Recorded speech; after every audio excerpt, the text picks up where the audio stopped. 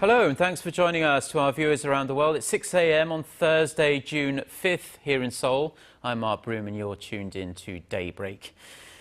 We start with the latest results from Wednesday's local elections here in Korea. Let's go straight to it by connecting to our reporter Park Ji-won, who is at the news center. Ji-won, the vote count has been continuing throughout the night, but we have some solid results now, it seems, and a clearer picture of the new political landscape.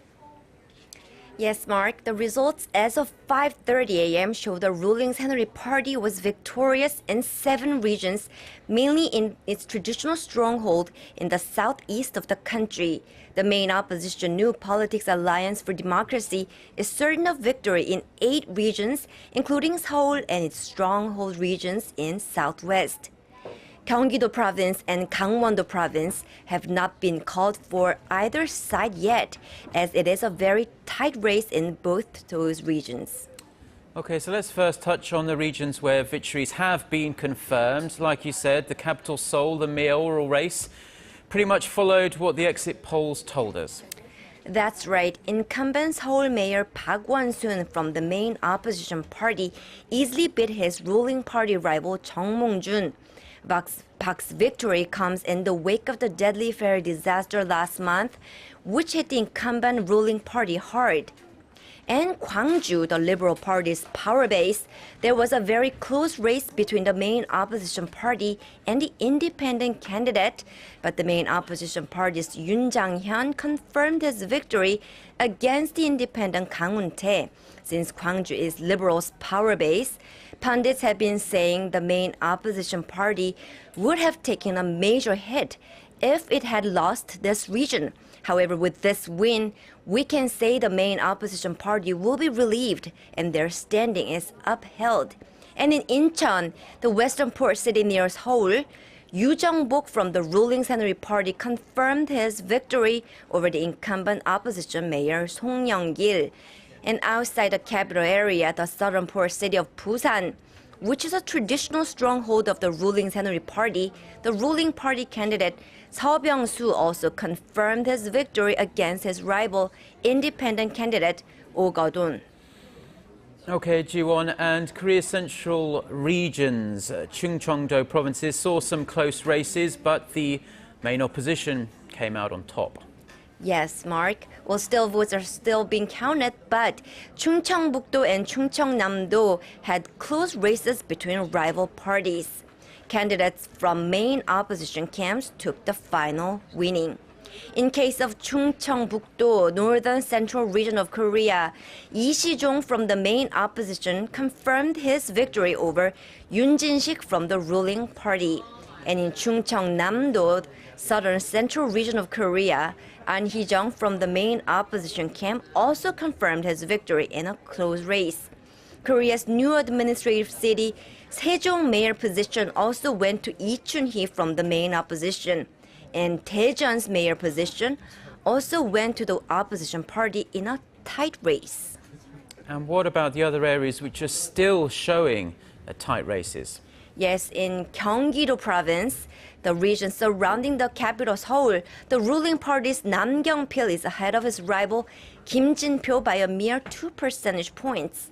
So we are seeing a very tight race there. And lastly, Korea's eastern Gangwon-do province, incumbent Governor Choi Min-soon from the main opposition party is leading by about 1 percentage points against his rival Choi Heung-ji from the ruling party as of 5:30 a.m. So there's a very tight race as well. Yeah, certainly looks it. Okay, do keep us updated. That was our Park Ji-won connecting live for us from the news center. Now, turnout for Wednesday's local elections was the highest since the first local elections were held in Korea in 1995. The National Election Commission attributed this to the adoption of an early voting system. The voter turnout, however, still fell short of the expected 60%. Julian reports. A total of 56.8% of eligible voters took part in this local election, making it the second highest participation rate in the past 5 local elections. Breaking it down by the most contested regions, Gangwon-do, Chungcheongbuk-do, and Chungcheongnam-do saw relatively high voter turnout ranging from 55 to 62%. Cities of Daejeon and Busan was at 54 and 55.6% respectively. In the capital region, Incheon and the populous Gyeonggi-do province saw turnouts fall on the lower side, both at around 53%, while in the capital city of Seoul, it was just above the average at 58.6%. The voter turnout increased because of the early voting system that allowed people to vote anywhere, regardless of their home address. The early voting system was adopted for the first time ever last week, and it saw a higher than expected voter turnout of 11.5%. Kim says many people took advantage of the early voting system so they could plan trips on election day. But the final 56.8% voter turnout still fell short of the widely anticipated 60% rate. Some pundits had predicted the Seoul affair disaster to pull up voter participation rates given recent anti-government sentiment, but it seems it has only worked to turn voters away from politics. Yurian, Arirang News. So now that we have a basic outline of the major results from this election, the ruling Saenuri Party is probably feeling a little happier than the main opposition New Politics Alliance for Democracy, as it fared pretty well in lower-level government positions. The results are expected to shape the remaining 3 years and 9 months of President Park Geun-hye's administration. Our Ji Myung-gil reports. In the wake of last month's Seoul ferry disaster, this year's local elections were seen as a referendum on the Park Geun-hye's administration. In the lead-up to these elections, her government had been sharply criticized for its poor handling of the tragedy. Political analysts had expected that the ruling Saenuri Party would be defeated by the main opposition New Politics Alliance for Democracy in the lower-level administrative and legislative posts. However, the election results showed that the ruling party won against the lower-level local government positions. Therefore, President Park is expected to gain the momentum necessary to proceed with her political and economic reforms for the rest of her term in office.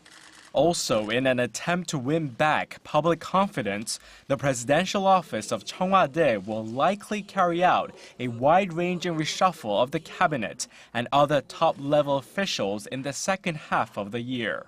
However, President Park is also facing the tricky challenge of finding a suitable candidate for the vacant prime minister position, raising worries over a further delay in her state reform drive. Ji Myung-gil, Arirang News. So while we have a clearer picture of the winners and losers in some regions, some other key races remain up in the air as the vote count goes on. The rival parties are waiting for the dust to settle so they can take stock of where they stand. Kwon-soo reports.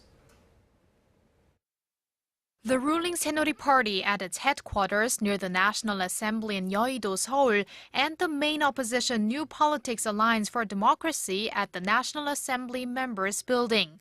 These were the situation rooms where the two main parties monitored the exit poll results from Wednesday through the early hours of Thursday morning.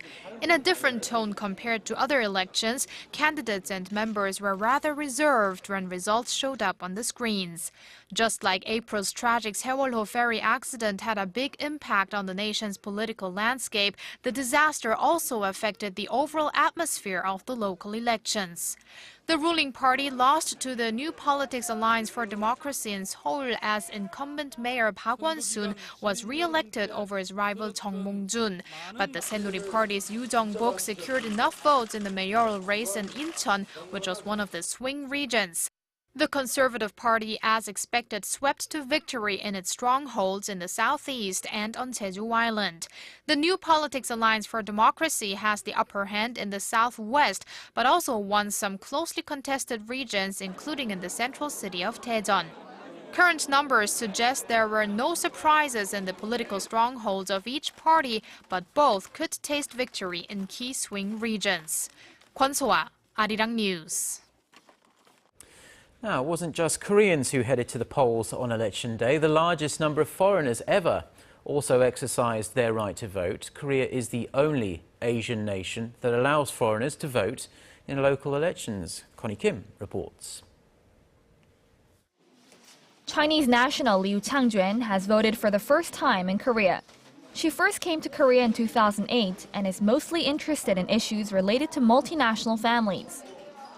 I'm nervous to have voted for the first time. I voted for candidates that support multicultural families and are interested in creating new jobs for women like me. Yu is one of the nearly 50,000 foreign voters who were able to vote in local elections in the nation. Since 2006, foreigners who have had permanent residency status for more than 3 years have been eligible to vote.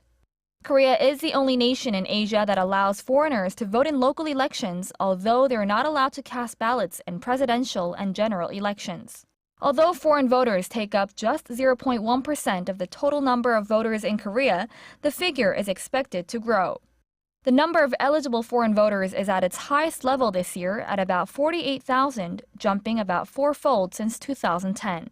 To boost the voting rate of foreign immigrant women, which make up about 48% of the nation's immigrant population, the Korea Federation of Immigrant Women was established in April.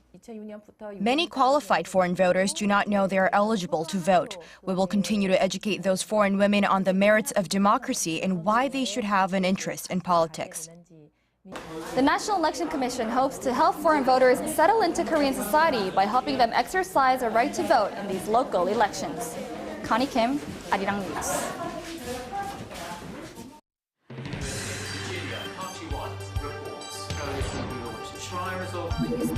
We start before the sun rises to bring you the latest stories out of Korea. We also lead the way with important global coverage. Stay on the pulse of what is happening with Daybreak.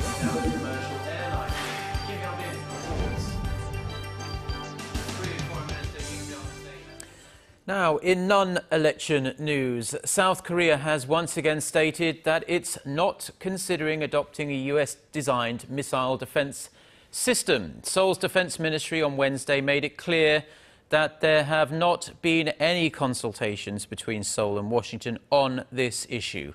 The denial comes after the commander of US troops in South Korea this week said that he had proposed deploying an advanced missile defense system to the country to counter the growing threat posed by North Korea.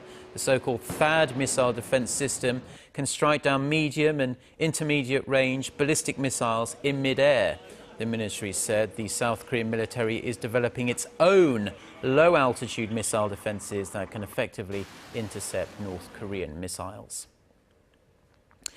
The European Union says it's deeply concerned about North Korea's threat of a new nuclear test. The statement came at a meeting of the UN International Atomic Energy Agency on Wednesday. The EU also said Pyongyang may be enhancing its nuclear ability. This comes as North Korea is seen through satellite imagery to have stepped up activity at its main test site. North Korea threatened to conduct a fourth nuclear test earlier this year to counter what it called US provocations in Asia. Now, there's been a flurry of diplomatic activity in recent weeks to restart the long-stalled multinational talks on North Korea's denuclearization. South Korea and the US want China to play a stronger role in bringing Pyongyang back to the negotiating table. Hwang Sang-yi sat down with Joel Wit, a former US State Department official, for his expert view on China's role in regards to this issue. So I think there are limits to how far China will go. And I think we need to take it upon ourselves to figure out how to solve this problem. We can't rely on China. And particularly speaking as an American, US-Chinese relations, as you know, are not so great at the moment. It's hard for me to comprehend how we can think that China is going to solve this problem for us when our bilateral relationship is not so good. It doesn't make any sense. How can we solve perhaps this North Korea issue without China? I think Washington and South Korea should basically inform China that we don't see much hope for resuming the six-party talks. We understand that there are limits to what China can do, and therefore the United States and South Korea are going to approach North Korea directly. And we'll keep China informed, but they won't be the middleman anymore. Do you think the format of the six-party talks has perhaps passed its expiry date? Do we need a new format? You know, I think that so much time has passed since the six-party talks have been held that it may be worthwhile, rather than clinging to the past, that we do a total review of where we are, where we're going, and how do we avoid the consequences of a North Korea with a growing stockpile of nuclear weapons. So it may be, we should reconsider whether the six-party talks are worthwhile as a forum for future dialogue. That was our Hwang Sang-yi reporting there. Now, Korea has reached an agreement with China to boost their bilateral ties. The two countries' finance ministers vowed to strengthen cooperation within international organizations. Seoul's Finance Minister Hyun Oh-suk shook hands on the deal Wednesday with China's Finance Minister Lo Jiwei in Beijing. The two leaders said their enhanced bilateral cooperation will be first seen at the APEC meetings and at the ASEAN +3 meetings. Beijing is set to hold the APEC finance ministers meeting in October.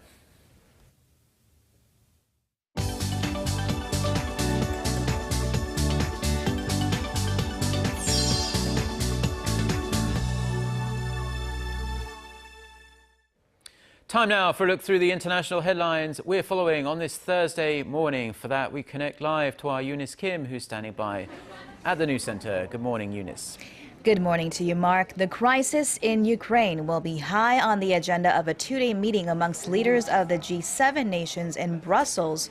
Noticeably absent from what was supposed to be a summit of the G8 in Sochi will be Russia. Moscow is expected to be pressured to de-escalate tensions in Ukraine.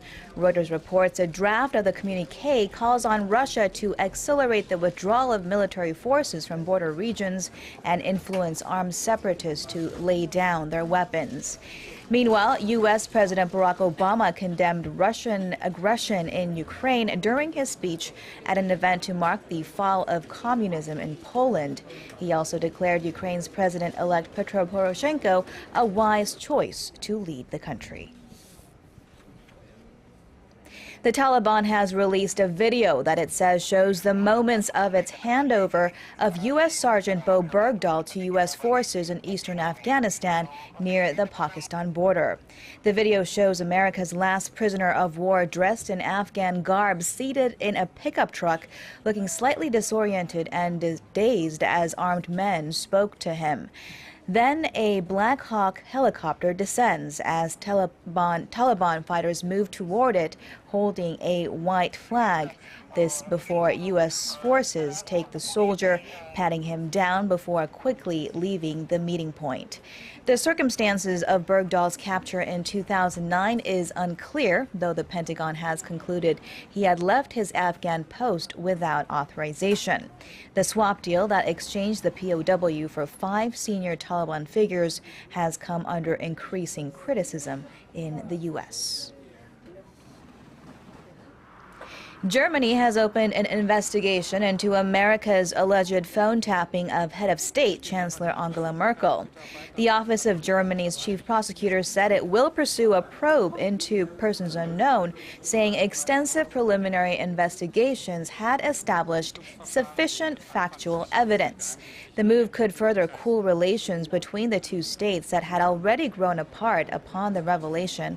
Chancellor Merkel had criticized the U.S. of a grave breach of trust, prompting U.S. President Barack Obama to pledge he would not allow the NSA to damage relations with its allies in the future. And in Egypt, the Muslim Brotherhood has released a statement saying it does not recognize the election of former Army Chief Abdel Fattah el-Sisi as the country's next president. The Freedom and Justice Party said last week's three-day vote was null and void. It called for the return of elected President Mohamed Morsi, who was ousted by El-Sisi last year. El-Sisi is set to be sworn into office on Sunday.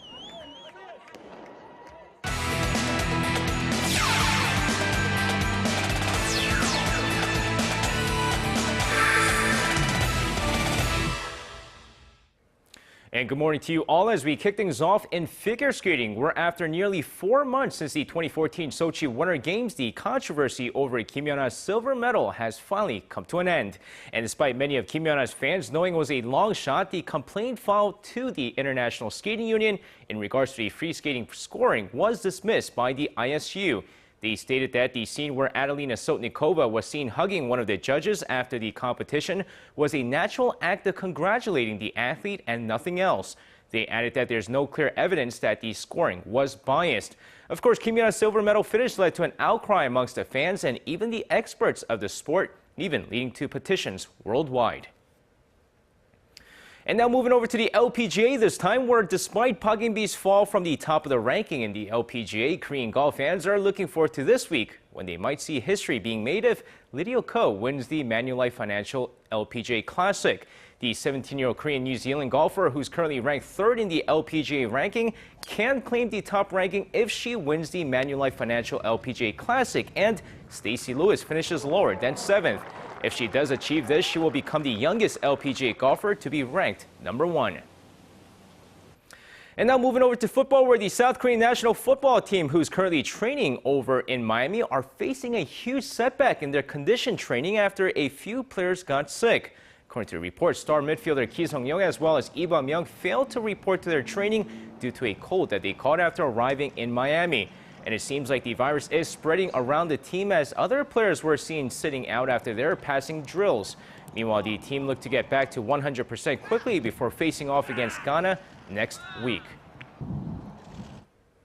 And now finishing things off with some Wednesday night's KBO action, the Samsung Lions continue their winning ways, beating the Kia Tigers 14-5, with the NC Dinos crushing the Nexen Heroes 20-3. Meanwhile, the Lotte Giants and the Hanwha Eagles were rained out last night. So with that, let's take a look at the highlights between the Doosan Bears and the SK Wyverns.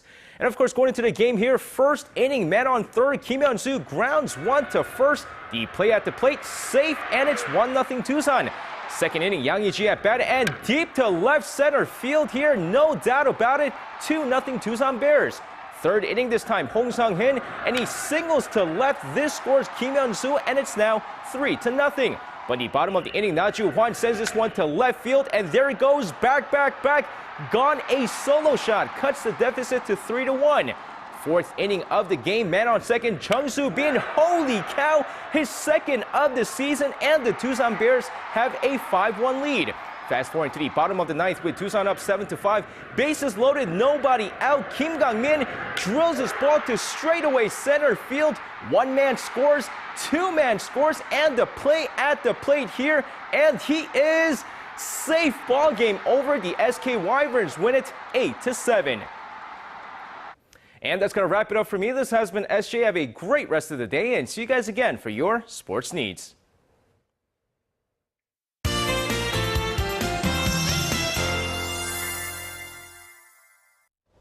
Good morning, I'm Lee Ji-hyun with your weather updates. Well, today's forecast calls for a mix of sun, clouds, and rain, and temperatures will stay on the cool side, highs staying in the low 20s across the region. And here in the capital area, we'll see a high of 26 degrees Celsius, which is a couple of degrees lower than yesterday. Though showers are still falling over in Busan and Jeju areas, so they're having a wet morning, but clouds and rain should gradually give way to sun as the day goes on. With that in mind, let's take a closer look at the readings for today. The morning low here in Seoul is starting out at 20, and the high in the capital will rise to 26, while Daegu tops out at 22, and Gwangju and Busan should climb to 24 and 20 respectively. Now let's see how other regions are looking. It looks like down on Jeju, Jeju should see a high of 23. Daejeon and Dokdo will reach 25 and 19 respectively, while Mount Kumgang tops out at 14 under lots of sunshine. That's all for now. Hope you have a wonderful day, and I'll be back with more updates after 10. Thank you very much, Jion. Those are the stories we have for you at this hour. Korea Today is coming up in about half an hour's time. As Friday, tomorrow is Memorial Day here in Korea. We'll be back at the same time on Monday. Until then, goodbye.